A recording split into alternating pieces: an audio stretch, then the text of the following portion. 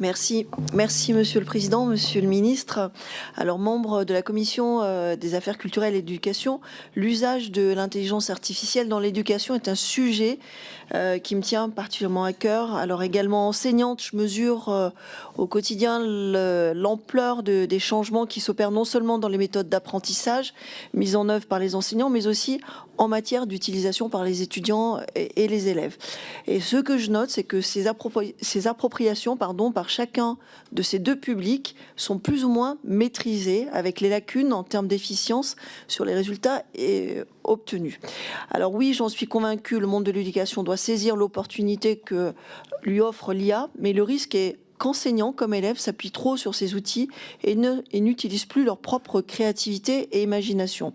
Je le note au quotidien, nombre d'étudiants sont aujourd'hui en difficulté quand on leur demande de partir d'une feuille blanche et de réfléchir à un problème à partir d'une plage blanche sans aide numérique.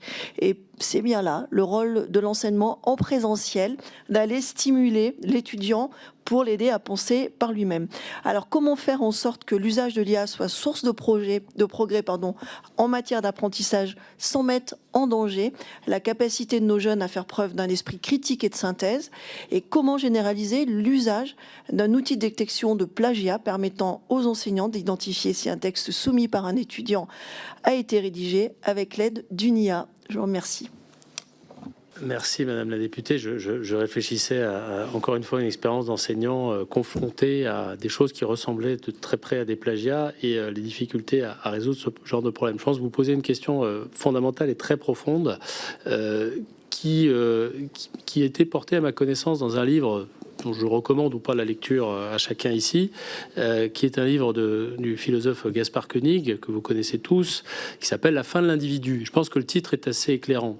C'est un livre consacré à l'intelligence artificielle qui interroge justement la potentielle disparition de la subjectivité dans les méthodes d'apprentissage ou dans l'appropriation des connaissances, mais aussi dans la création artistique, dans plein de domaines en réalité, du fait même que l'IA eh bien, trace des voies et influence, en lien avec le nudging en particulier, cette capacité à inciter à faire des choses et à mener des actions, influence les actions individuelles et façonne des personnalités de telle sorte qu'à la fin, c'est la construction même de l'individu qui est remise en question.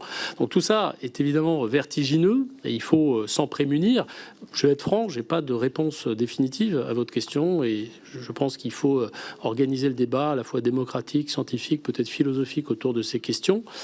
Ce que je pense néanmoins, c'est que de manière très pragmatique, il ne faut pas mettre tous ses œufs dans le même panier s'agissant des méthodes pédagogiques. Et moi, je suis très attaché à une approche un peu à l'ancienne qui se mêle à des approches très novatrices qui s'appuieraient sur l'IA. Il s'agit de favoriser en particulier les interactions sociales. On sait, et je pense que vous le savez, vous en êtes une des spécialistes, on sait qu'une condition des apprentissages réussis, c'est de susciter des mécanismes d'interaction sociale qui peuvent être le travail en groupe, qui peuvent être l'appropriation de certains codes et conventions et le mimétisme vis-à-vis des autres.